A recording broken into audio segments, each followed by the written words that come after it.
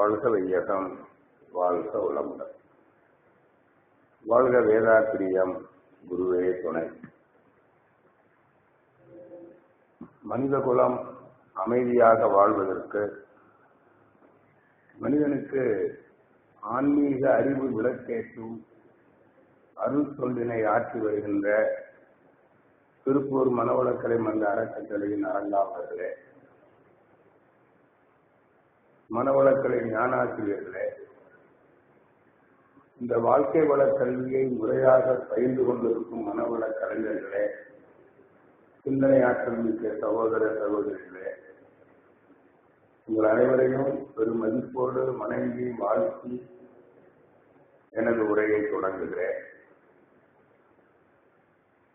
உலகில் பல மனிதர்கள்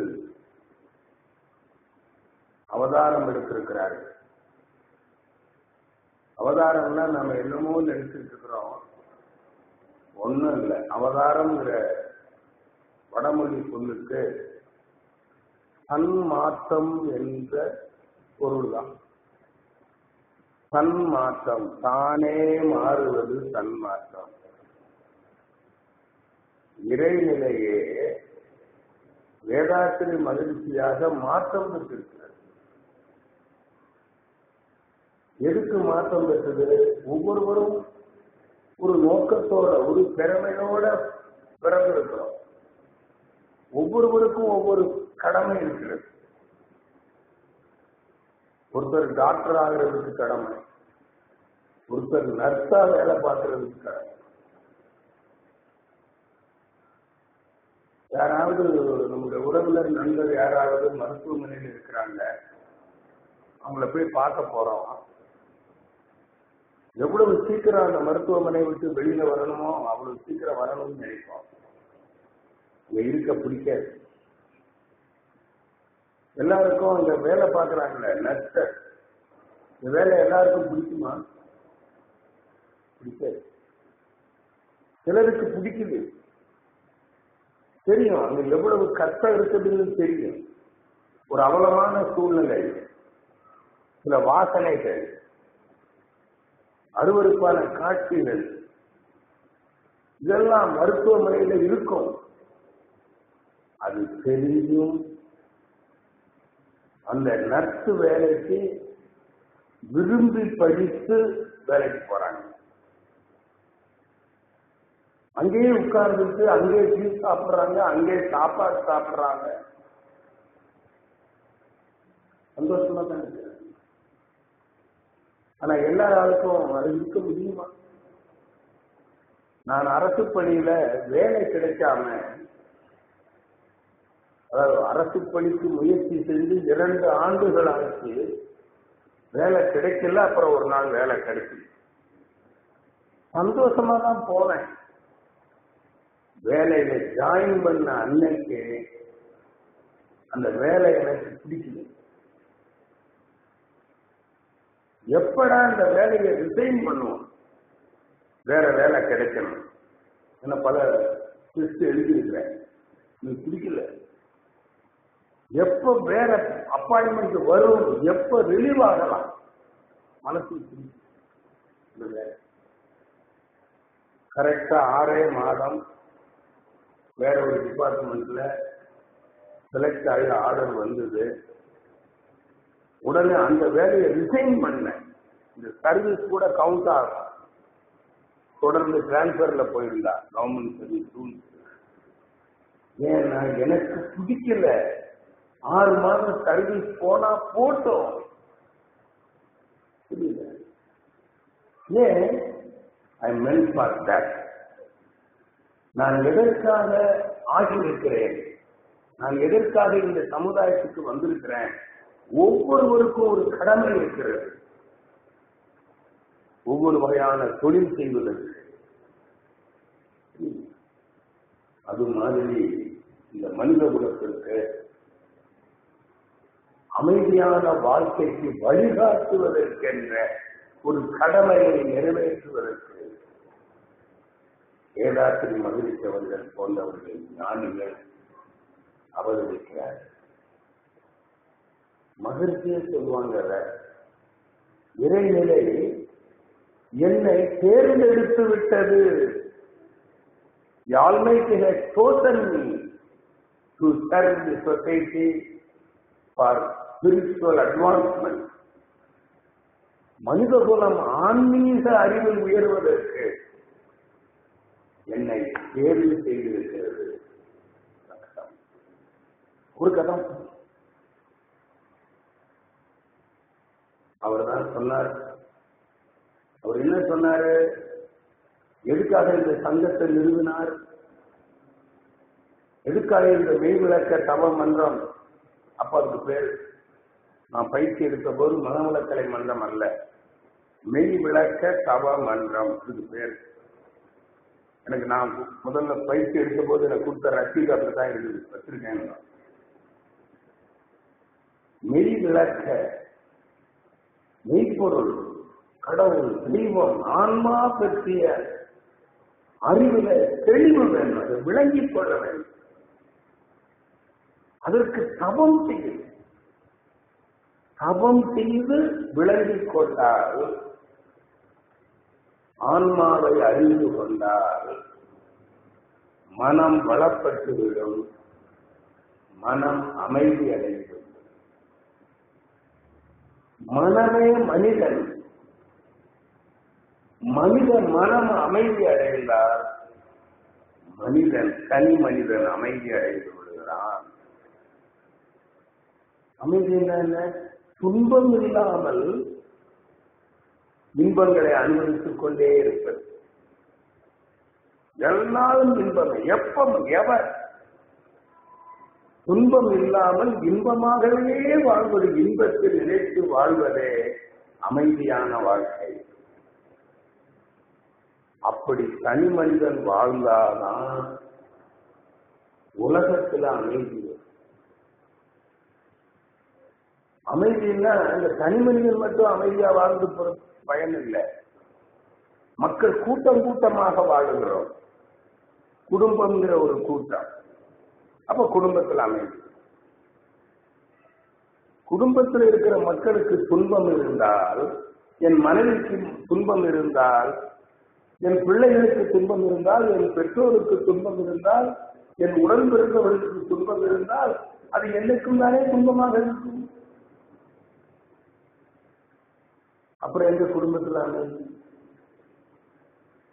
சரி, இந்த குடும்பமாக வாழ்கிற இந்த குடும்பங்களின் கூட்டம் தானே சமுதாயம். எப்படி சமுதாயத்தில் அமைதி வரும்? குடும்பத்தில் அமைதி வராம, குடும்பங்களில் அமைதி வராமல் சமுதாயத்தில் அமைதி வராது. சமுதாயத்தில் அமைதி இல்லை என்றால் அங்க ஒண்ணு நடக்கும். சமுதாயத்தில் ஒரு மனிதன் இன்னொரு மனிதனை துன்புறுத்திக் கொண்டே இருப்பான். பொருளுக்காக போராடி மடியும், பொருளுக்காக ஒரு மனிதன் இன்னொரு மனிதனுக்கு துன்பம் விளைவிப்பான். உடலை தாக்குவான், கொலை செய்வான், பொருளை பறிப்பான், வாழ்க்கை சுதந்திரத்தை அழிப்பான். இதுக்கு என்ன பேருங்க? இதுதான் போர். தாக்குறது, அழிக்கிறது. அதான் போர். இதான் இன்னைக்கு உலகத்துல போர் நடந்துட்டு இருக்கு. சமுதாயத்துல அது கூட்டம் கூட்டமா நடக்குது. ஒரு சமூகத்தவர்கள், ஒரு சாதியை சேர்ந்தவர்கள் இன்னொரு சாதி மக்களை போரிட்டு அழிக்கிறார்கள். ஒரு மொழியை சார்ந்தவர்கள் இன்னொரு மொழியை சார்ந்தவர்களை அழிக்கிறார்கள். சாதியின் பெயரால், மதத்தின் பெயரால், இனத்தின் பெயரால், மொழியின் பெயரால், தேசத்தின் பெயரால் கூட்டி தங்களை எல்லை கட்டிக் கொண்டு ஒரு கூட்டம் இன்னொரு கூட்டத்தை அழித்துக் கொண்டிருக்கிறது. இதுதான் போர். எதுக்கு? பொருளுக்காக. எதுக்கு போடுறாங்க? பொருளுக்காக. என்ன பொருள்? உணவு, உடை, உறைவிடம், அனுபவ பொருள்கள் நிறைய. உயிர் வாழ்வதற்கான பொருள்கள், கஷ்டப்படாமலும் காலத்தை மிச்சப்படுத்தி வாழ்வதற்கான பொருள்கள், புலன் இன்பங்களை அனுபவிப்பதற்கான பொருள்கள். 3 பிரிவு இருக்கு. இந்த பொருளுக்கான மூலப்பொருள் எல்லாம் இயற்கையிலே இருக்கிறது. என்ன பொருள் வேண்டும், அங்கே வளம் இருக்கிறது. உனக்கு என்ன வேண்டும் என்று தெரிந்து அந்த பொருளை ஈட்டுகிற தொழிலறிவை பெருக்கிக் கொண்டு உழைத்தால் எல்லாரும் எல்லா பொருளையும் பெற்று வாழலாம். யாரும் பொருளுக்காக இன்னொருவரை தாக்க வேண்டிய, அழிக்க வேண்டிய அவசியமே இல்லை. இந்த மனிதனுக்கு என்ன வளம் இருக்கிறது, என்ன வேண்டும் என்று தெரியவில்லை.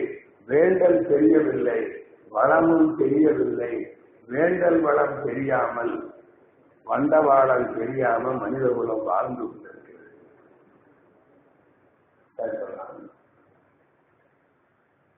அப்ப என்ன வேணும்? நீ போரிடுகிற அந்த போர் இல்லாத ஒரு நல்லுலகம் வேண்டும். எப்போ எப்ப வரும்? இந்த பொருளை தனி மனிதனாக உழைத்து ஈட்டிவிட முடியாது. மனித சமுதாயமே இணைந்துதான் அந்த பொருளை ஈட்ட வேண்டும். அப்ப அந்த மனித சமுதாயம் தான் ஈட்டிய பொருளை எல்லோருக்கும் பகிர்ந்து அளிக்க வேண்டும். அப்ப சமுதாயமே கூடி திட்டமிட்டு பொருள் ஈட்டணும். அந்த ஈட்டிய பொருளை அனைவரும் பகிர்ந்து பயன்படுத்திக் கொண்டால் போர் வருமா?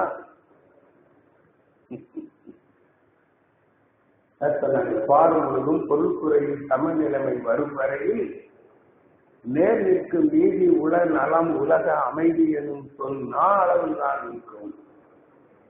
உலகத்துல சமாதானம் வராது, சண்டை தான் இருக்கும், போர் தான் நடக்கும். அப்ப அதுக்கு என்ன செய்யணும்னா, இந்த சமுதாயம் கூடி இந்த மனித சமுதாயத்திற்கு என்ன பொருள் வேண்டும், எவ்வளவு வேண்டும், என்ன தரத்தில் வேண்டும் என்று திட்டமிடணும். அப்படி சமுதாயம் கூடி திட்டமிட வேண்டும் என்று சொல்கிறோம் அல்லவா, அந்த கூட்டு அமைப்புக்கு பெயர் தான் அரசாங்கம், கவர்மெண்ட். இதான் சொல்றான், government is the machinery which can solve the economic problem. அரசாங்கத்தினுடைய வேலை என்ன? எல்லாரும் எல்லாமும் பெற வேண்டும். இங்கே இல்லாமை இல்லாத நிலை வேண்டும். வல்லான் பொருள் குறித்தும் தனி உடைமை மாறி வர வேண்டும். இந்நாட்டில் பொது உடைமை. அது யார் செய்யறது? அரசாங்கம். எந்த அரசாங்கம்? இப்ப தமிழ்நாட்டு அரசாங்கமா? மக்கள் தமிழ்நாட்டில் மட்டும்தான் வாழ்றாங்களா? தமிழ்நாட்டு மக்கள் மட்டும்தான் நம்முடைய பொருளாதார நிலைக்கு சம்பந்தப்பட்டவர்களா? இல்லையே, உலகம் முழுவதும்.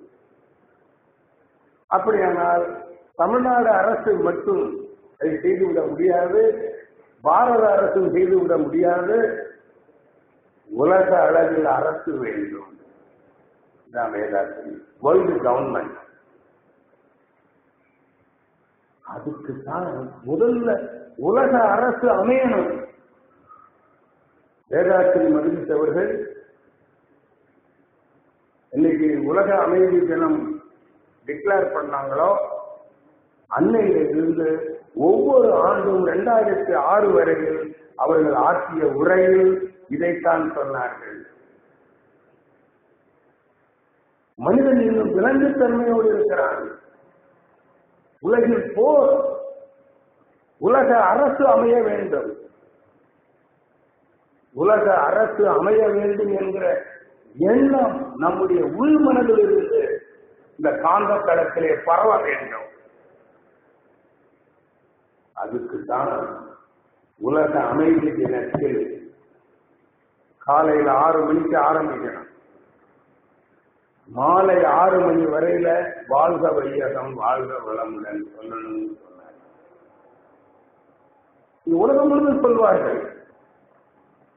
24 மணி நேரம் அந்த ஒலி எத்தனையோ கருமையங்களில் இருந்து புறப்படும்.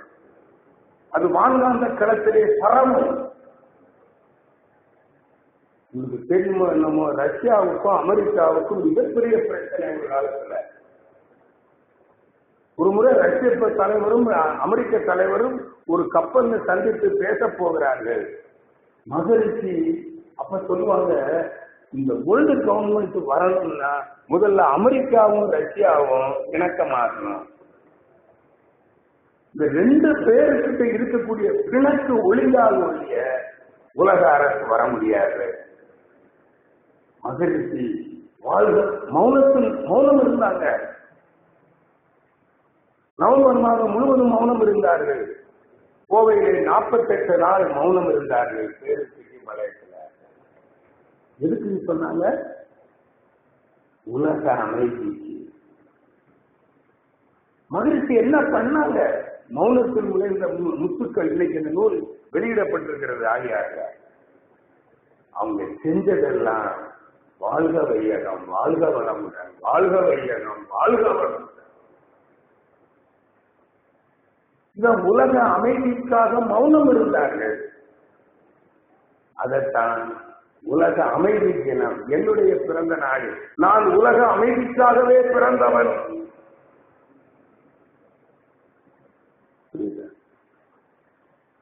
என்னுடைய பிறந்த நாளை உலக அமைதி தினமாக நீங்கள் கடைபிடிக்கிறீர்கள். அதுக்கு என்ன பண்ணணும்?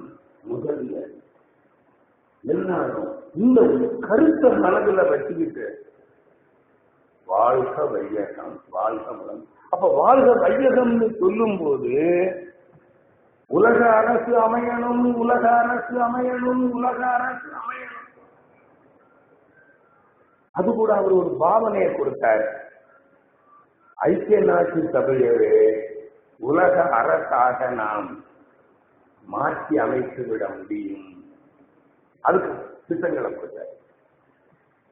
அப்ப நம்ம இங்க வாழ்க வையகம் சொல்லும் போது மனசுல அந்த திட்டம் வரணும். உலக ஐக்கிய நாட்டு சபை உலக அரசாக மாற வேண்டும், மாற வேண்டும் எண்ணத்துல நாம் சொல்லி இருக்க வேண்டும். இன்னைக்கு எத்தனை பேர் அந்த கருத்துல சொன்னீங்களோ தெரியல.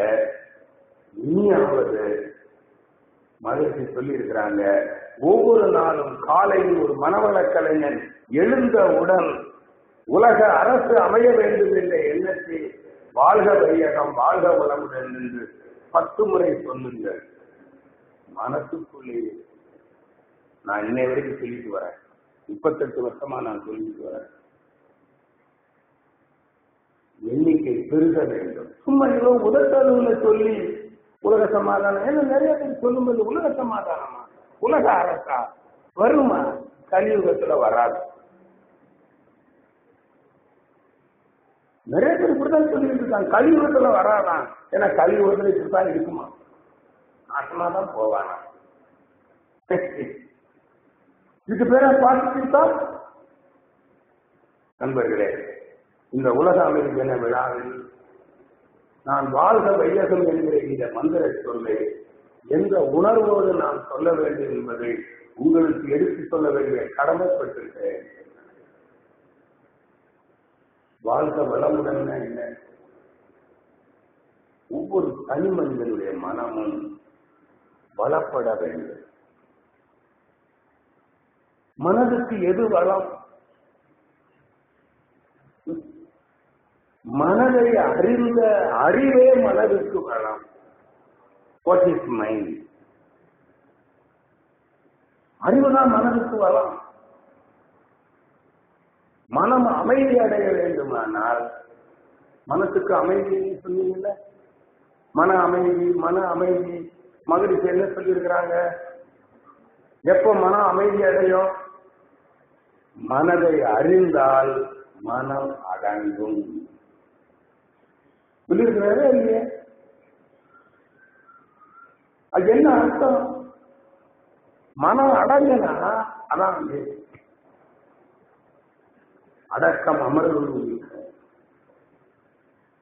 மனதுல ஒரு நிறைவு போதும் என்ற மனம் அது எப்ப வர? மனதை அறிந்தால்தான் இந்த போதும் என்ற மனம். எது போதும்? நம்ம எதுக்காக வாழுகிறோம்? இந்த உலக இன்பங்களை அனுபவி. அனுபவிச்சுட்டோமா இல்லையா? என்ன இன்பத்தை அனுபவிச்சுட்டு இருக்கோம்? பெரும்பாலும் 5 அறிவு இன்பத்தை தான் அனுபவிச்சுட்டு இருக்கோம். இன்னும் 6வது அறிவு இன்பத்தை அனுபவிக்கல. அந்த 6வது அனுபவத்தை அனுபவித்து விட்டால் போதும் என்கிற நிலை வந்துவிடும். அது என்ன 6வது அறிவு இன்பம்? இந்த இன்பத்தை அனுபவிப்பது எது? இந்த அழுத்தம், ஒலி, ஒளி, சுவை, வாசனையை உணர்ந்து அதுலதானே இன்பம். உறங்கும் போது தொடு உணர்வு இல்லை, சுவை உணர்வு இல்லை, வாசனை உணர்வு இல்லை, ஒலி உணர்வு இல்லை, ஓசை உணர்வு இல்லை, அல்லது கோமாவிலையும் இல்லை. அதுக்கு பேரு வாழ்க்கையா? துன்பமும் அங்கதானே வருது, விழித்திருக்கும் போது தானே. இதான மன இயக்கம். இப்ப இந்த மனம் தான், மனம் என்று ஒன்று இருக்கிறது. அது எது? அறிவு. அந்த அறிவு தான். அறிவு உறங்கிறது இல்லை. இப்ப நம்ம சாப்பிட்ட சாப்பாட 7 தாதுக்களாக மாற்றி உடல் செல்களாக கட்டுதில்லை. ஒரு நிமிடத்தில் 300 கோடி செல்கள் அழிகின்றன. அந்த அழிந்த செல்களை புதுப்பிக்கிறது, திரும்பவும் கட்டுகிறது. ஏதோ ஒன்று. எது? நம் உடம்புக்குள் இருக்கிற ஜீவ காந்தம் தானே. அதானே ஜீவாத்மா. அதானே நம்மளுக்கு இருக்கிற தெய்வ சக்தி. சாதாரணமா சொல்றாங்க, என்னை யார் படைத்தா? கடவுள் படைத்தார். நான் சொல்றேன், அந்த கடவுள் இருக்குது உன் உடம்புக்குள்ள இருக்கிற ஜீவகாந்த சக்தி தான். யாராவது மறுக்க முடியுமா? உயிர் இல்லைன்னா குழந்தை உருவாகுமா? அந்த அந்த உயிரிலேயே கருமுட்டையிலையும் உயிர் அணுவிலையும் உயிர் இல்லை என்றால் இணையுமா? அந்த உயிர் இல்லைன்னா அந்த கரு வளருமா? தாய் உடம்பில் உயிர் இல்லை என்றால் கரு குழந்தையாக வருமா? 5வது மாதம் தாய்க்கு உயிர் போயிடுச்சு, அதுக்கப்புறம் குழந்தை வளருமா? யாராவது சொல்லுங்க பார்க்கலாம். புரியல. ஆண்டவன் என்ன படைச்சுட்டான்? இந்த உடம்பு கட்டினது யாரு? கடவுள். கடவுள் என்ன படைத்தான்? என்ன படைத்தான்? என்ன படைத்தான்? யார் அந்த கடவுள்? நம் உடம்புக்குள் இருக்கிற உயிர் என்கிற ஜீவகாந்தம் தான் கடவுள். புரியல? யாருக்கு புரியாது? கண்டிப்பா ஒவ்வொரு 15 வயசு ஆயிட்டா, 14 வயசு முடிஞ்சா காது மட்டும் அவனுக்கு கேட்குமே, ஆனால் கண்டிப்பா அவன் சிந்திப்பான், அவனுக்கு புரியும். அங்க இருக்கிற அறிவு தான், அதுதான் கடவுள். அதுதான் தொட்டு சுவைத்து முகர்ந்து பார்த்து கேட்டு இன்பங்களை அனுபவிக்கிறது. அதுக்கு பேரு தான் மனம். இப்ப அறிவு வேற, மனம் வேறையா? கடவுள் வேற, மனம் வேறையா? சொல்லுங்க. சரி, இந்த அழுத்தம், ஒலி, ஒளி, சுவை, வாசனை என்பது என்ன? எல்லாருக்கும் தெரியும். நிலம், நீர், நெருப்பு, காற்று, ஆகாயம் என்ற 5 தன்மாற்றம். எது இந்த 5ஆக இருக்கிறது? கடவுள் சொல்றார், விண்ணும் காற்றும் நெருப்பும் நீரும் மண்ணும் நானே. அப்ப அழுத்தம் யார்? நான். ஒலி யார்? நான். ஒளி யார்? நான். சுவை யார்? நான். வாசனை யார்? நான். அப்ப இதை அனுபவிக்கிற மனம் யார்? நான். அனுமதிப்பதும் அனுமதிக்கப்படுவதும் ஒன்றே. இது புரியல? இது PhD படிக்கணும் போய். ஆனா அவன் படிக்க வேண்டிய அவசியம் கூட இல்லை. காது கேட்டா போதும், மூளை வளர்ச்சி அடைஞ்சிருந்தா போதும். படிக்க வேண்டியதில்லை, கேட்டு புரிஞ்சுக்கலாம். இப்பதான் அங்கே மனம் அடங்கு, ஆசையற்ற நிலை. அது மட்டும் இல்ல, இது வந்த உடனே இங்க உடல் நலத்தோட வாழணும், அவ்வளவுதானே? அறிவு வந்துடும். எப்படி வர? புரிஞ்சு போச்சு. உடல் நலம்னா வேற ஒண்ணும் இல்லை. இந்த ஜீவகாந்தம் என் உடம்புல அந்த வோல்டேஜ் சரியா இருக்கணும், அவ்வளவுதான். இருக்கிற மின்சார கருவிகள் எல்லாம் சரியா இயங்கணும்னா வோல்டேஜ் சரியா இருக்கணும். யாருக்காவது தெரியாதா? உங்க ஜீவகாந்த வோல்டேஜ் சரியா இருக்கணும்னா நிலம், நீர், நெருப்பு, காற்று, இது 5ஆல ஆனதான உடலு. இந்த 5னுடைய அளவு தரம் சரியா மெயின்டைன் பண்ணுனா காந்த உற்பத்தி கரெக்டா இருக்கும். அந்த 5ஐயும் ஒழுங்கு வச்சுக்கிறது தான் 5 அளவு முறை. உணவுல ஒழுங்கு இருக்குதுன்னா நிலமும் நீரும் சரியாயிடும். உணவெனப்படுவதோ நிலத்தோடு நீர். உழைப்பு சீரா இருந்தா உடம்புல சூடும் காற்றும் சரியா இருக்கும். உறங்குற இடத்துல காற்றோட்டமான இடத்துல உறங்கினா காத்துக்கு பிரச்சனை இருக்காது. நல்லா உறங்கணும். உறங்கும் போதுதான் ஆதாய துகள் உடம்புல சார்ஜ் ஆகும். உடல் உறவுலையும் எண்ணத்தையும் ஒழுங்குபடுத்தினா அந்த உயிர் துகள்கள் விரயத்தை தடுக்கலாம். இதற்கு சரியாயிடும்.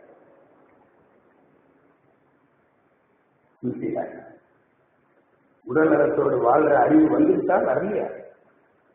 இதுல வரலன்னா நீ எத்தனை PhD படித்தாலும் வராது.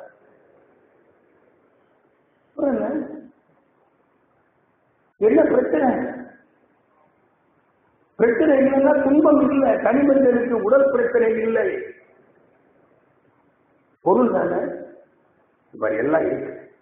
உனக்கு என்ன பொருள் வேணும்னு தெரிஞ்சுக்கிட்டு தொழில் அறிவை வளர்த்து எல்லாரும் கூடி உழைத்து அந்த பொருளை எல்லாரும் பகிர்ந்து வாழ்ந்துட்டா பொருள் பிரச்சனை இல்லை.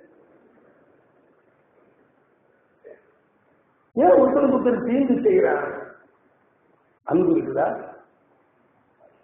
அன்புனா என்ன? ஒன்றும் இல்லை. இன்னா செய்தாரை ஒருத்தர் அவர்களான நன்மையும் செய்யற அன்பு யாருக்கிட்ட இருக்குதோ அவங்களுக்கு அதான் அன்பு. அப்படி நீங்களே பாருங்க.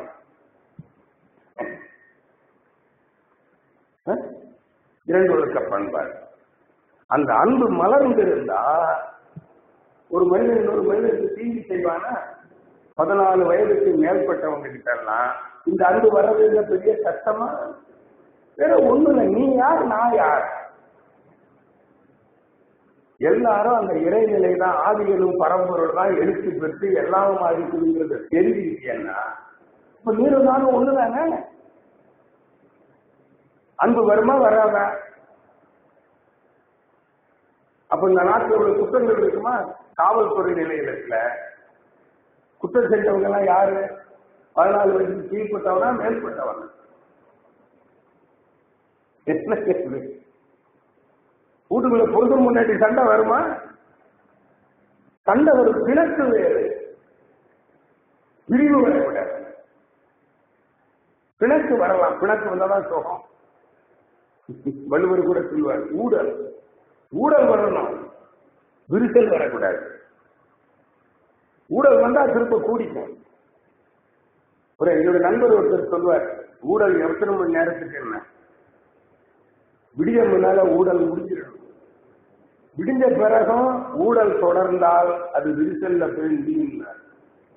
கணவன் மனைவி ஊடல் அவ்வளவுதான். 24 மணி நேரத்துக்கு மேல கிடையாது. அன்பு இருந்தா வருமா? சொல்லுங்க. எப்ப வர? ஆன்மாவை அறிந்தால் அன்பி.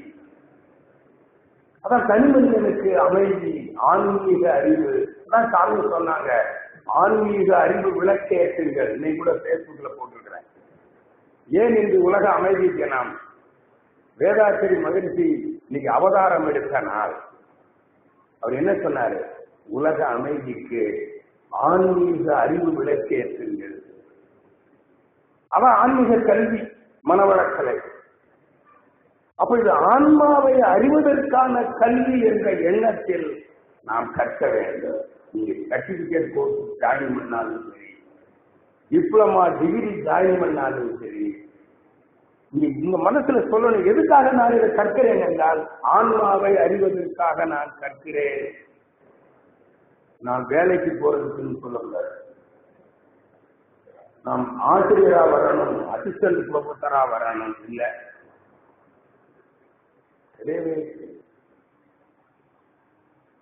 நீங்க மற்றபடி சொல்லணும், கேட்பாங்க. எதுக்கு நீங்க வாழ்க்கை வளமுடன் படிக்க போறீங்க, ஏன் இவ்வளவு பணம் போட்டுறீங்க, உங்க பிள்ளைகள் கூட கேட்கும், ஏமா இந்த வயசுல இப்படி படிக்கிறேன், ஆன்மாவை அறிவதற்காக படிக்கிறேன் மகனே சொல்லணும். இப்பதான் தனி மனிதனுக்கு அமைதி. தனி மனிதனுக்கு உடல் பிரச்சனை இருக்குமா, பொருள் பிரச்சனை இருக்குமா, உறவு பிரச்சனை இருக்குமா? பிரச்சனை வரும், அது இருக்காது. பிரச்சனையை தீர்த்துடலாம், கவலை இல்லாமல் வாழலாம். அதுக்கு என்ன பேரு? அமைதியாக வாழலாம். தீர்க்கப்படாத பிரச்சனை தானே கவலை. கவலை இல்லைன்னா அமைதி. அப்ப அமைதினா என்ன? கவலை இல்லாம வாழணும். கவலை இல்லாம வாழணும் என்ன செய்யணும்? பிரச்சனைகளை உருவாக்குகிற நம்முடைய செயல்களை கண்டறிந்து அதை தவிர்க்க வேண்டும். வந்த பிரச்சனையை தீர்க்கிற அறிவில் நாம் உயர வேண்டும். அந்த அறிவுக்கு பெயர் தான் நல்லது பற்றிய அறிவு. அதான் அறநெறி அறிவு. நல்லதை அறிதல், நல்லதை செய்யணும். எது நல்லது? இன்பத்தை நாடக்கூடாது. இன்பம் தரும் செயல் நல்ல செயல் அல்ல. நல்லது என்றால் துன்பம் வராமல் காப்பதும் வந்த துன்பத்தை போக்குகிற ஒரு செயல் எதுவோ அதுவே நல்ல செயல், தர்மம். அந்த நல்ல செயலை நாம் அறியணும். எப்படி அறிய போறீங்க? அங்க ஒருத்தர் செயலுக்கு விளைவு கொடுக்கிறவங்க ஒருத்தர் இருக்கான். தீர்ப்பு, அரசாங்க தீர்ப்பு, அரசாங்க சட்டம் வச்சிருக்குது, நீதிபதியை வச்சிருக்கு. அதுபோல் இங்கே இயற்கை, இறைவனே நீதிபதி. இறைவனிடம் ஒரு நீதி இருக்கிறது. அந்த நீதியை எப்படி படிக்க போறீங்க? அரசாங்க நீதியை சட்டங்களை புக்கு வாங்கி படிச்சிடலாம், லா படிச்சிடலாம். இது கவர்மெண்ட் ஆர்டர். அந்த காட் ஆர்டரை எப்படி படிக்க போறீங்க? எந்த புக்கு இருக்கா? காடுனா என்னன்னு நீங்க தெரிஞ்சுக்கிட்டாலே காடுடைய நீதி தெரிஞ்சிடும். இதான் வேலை தெரியும். நான் கேட்கிறேன், கவர்மெண்ட் வேற, கவர்மெண்ட் விதி வேறையா? அரசு விதிதான் கவர்மெண்ட். தெய்வம் தான் தெய்வ நீதி. அந்த தெய்வ நீதியை, அறநெறியை நாம் அறிய வேண்டும். அதுக்குத்தான் சாமி சொன்னாங்க, உள்ளதை உணர்ந்தால் நல்லதை அறியலாம். உள்ளதை உணரணும், அப்பதான் நல்லது தெரியும். நீ நல்லதை செய்தால் அல்லவை புரியும். உள்ளதை உணர்தல், நல்லதை செய்தல், அல்லதை விடுதல். எது உள்ளது, எது இதுவாக உள்ளது என்று ஆராயலாம். எது இதுவாக உள்ளது, எது இதுவாக உள்ளது, எது நிலமாக, நீராக, நெருப்பாக, காற்றாக, விண்ணாக, எது உள்ளது, எது ஜீவனாக உள்ளது, எது நானாக உள்ளது. நான் யார்? நான் பஞ்சபூத கூட்டு. எது பஞ்சபூதமாக இருக்கிறது? இறைநிலை. அந்த இறைநிலை தான் என்னிடம் அறிவாகவும் நான் விழித்திருக்கும் பொழுது மனமாகவும் செயல்படுகிறது. புரியல? உள்ளதை உணராமல் அந்த அமைதி வர, அதான் வாழ்க வளமுடன். தன்னை அறிவது, தன்னை அறிய தனக்கு ஒரு கேள்வி இல்லை. தன்னை அறியாமல் தானே கெடுகின்றான். யோகா சொல்லுது, yoga is not the poster, it is the inner travel to understand the self and nature. தன்னையும் இயற்கையையும் அறிவதுதான் யோக கலையின் நோக்கம். அப்ப நீங்க சொல்லணும், டிப்ளமா படிக்க போறேன், எம்ஐ படிக்க போறேன், பிஏ படிக்க போறேன், சர்டிபிகேட் போட்ட எதுக்கு போறீங்கன்னா தன்னை அறிய போகிறேன், நான் என்னை அறிய போகிறேன்னு பக்கத்து வீட்டுல எல்லாம் சொல்லிட்டு போனோம். அப்பதான் அடுத்த வருவாங்க. இங்க ஒன்னும் பிரச்சனை இல்லை, நீங்க மன்றத்துக்கு ஆள் சேர்க்கிறது, அவன் வருவான். என்ன இருக்குன்னு மட்டும் சொல்லு. ஒரு ஹோட்டல்ல விளம்பரம் பண்றாங்க, இந்த ஹோட்டல்ல என்னென்ன இருக்குது.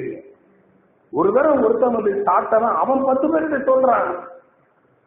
சந்து பொந்துக்குள்ள இருக்குது, கார் பார்க்கு கூட இல்ல, நிறுத்திட்டு நடந்து போறவங்க சாப்பிடுறதுக்கு. உங்க மனவளக்கலை மன்றம் எங்க இருக்கு நீ தேடி வரமாட்டானா? நண்பர்களே, இதுதான் உலக அமைதிக்கு, தனிமனித அமைதிக்கு தன்னை அறியும் கலை. உலக அமைதிக்கு உலக அரசு அமைய வேண்டும் என்கிற ஒரு எண்ணம், அதற்கு அன்பு மலர்ந்தால் அன்றி உலக அரசு அமையணுங்கிற எண்ணமே வராது. ஏன் உலக அரசு வரணும்? உலக அரசு வந்தாதான் பொருள் பிரச்சனை தீரும், அப்பதான் எல்லாரும் துன்பம் இல்லாமல் வாழலாம். அப்ப எல்லோரும் துன்பம் இல்லாமல் வாழ வேண்டும் என்கிற ஒரு விருப்பம் இருக்கிறதே, அதாவது அன்பு. எல்லோரும் இன்புக்கு நினைப்பதுவை எல்லாம் வேறு அறியன் பராபரமே. அதான் சொன்ன, அறிந்தது சிவம், மலர்வது அன்பு. நீ ஆன்மாவை அறிந்தால் அன்றி அன்பு மலரவே மலராது. ஆன்மாவை அறியாதவரிடம் இருப்பது அன்பே அல்ல, பெரும்பாகம். ஏனென்றால் அன்பு எந்த நிலையிலும் மாறாது. சொன்னாங்க ஒரு ஞானி எழுதுகிறார், ஒருவருடைய குடும்ப உறுப்பினரை அவன் கண் முன்னால் ஒருவன் கொலை செய்தால் கூட அந்த குற்றத்தை மன்னித்து அவனுக்கு துன்பம் வரும்போது உலக தயாராக இருக்கிறானே, அவன்தான் அன்பு மலர்ந்தவன் என்று கூறி, அப்படிப்பட்ட ஒரு தனிமனித அமைதி, உலக அமைதி மலர வேண்டுமானால் ஆன்மீக அறிவு ஒன்றே தீர்வு. ஆக இந்த உலக அமைதி தினத்தில் உலகம் அமைதியாக வாழ வேண்டும், தனிமனிதன் அமைதியாக வாழ வேண்டுமானால் மனித குலம் ஆன்மீக அறிவில் உயர வேண்டும். அதற்கு இங்கே அறங்காவலர்களும் ஆசிரியர்களும் உலகத்துல வேற எங்கேயும் இல்லாத அளவுக்கு திருப்பூரில் செய்து கொண்டிருக்கிறீர்கள். எனக்கு நீ ரொம்ப பெருமையா இருக்கு. நீ காலையில ஒருத்தர் கேட்டாங்க, காலையில ஆளியாருல, ஐயா இன்னைக்கு உங்க பேச்சு இருக்குதா, உங்க பேச்சு இருக்குதா? நான் சொன்னேன், இருக்குது, திருப்பூர்ல இருக்குது. ரொம்ப சந்தோஷமா சொன்னேன். உண்மையில இன்னைக்கு எனக்கு வாய்ப்பு நீங்க கொடுக்கலன்னா எனக்கு இன்னைக்கு ராத்திரி தூக்கம் கூட வராது. இந்த உலக அமைதி தினத்துல கொஞ்சம் பேசுறது கூட வாய்ப்பு கிடைக்காம போச்சு. தவித்துக் கொண்டிருந்தேன். என்னுடைய தவிப்பை, என்னுடைய சாகத்தை தனித்த உங்கள் அனைவருக்கும் நன்றி கூறி நிறைவு பெறுகிறேன். அனைவருக்கும் நன்றி மகிழ்ச்சி வாழ்கிறேன்.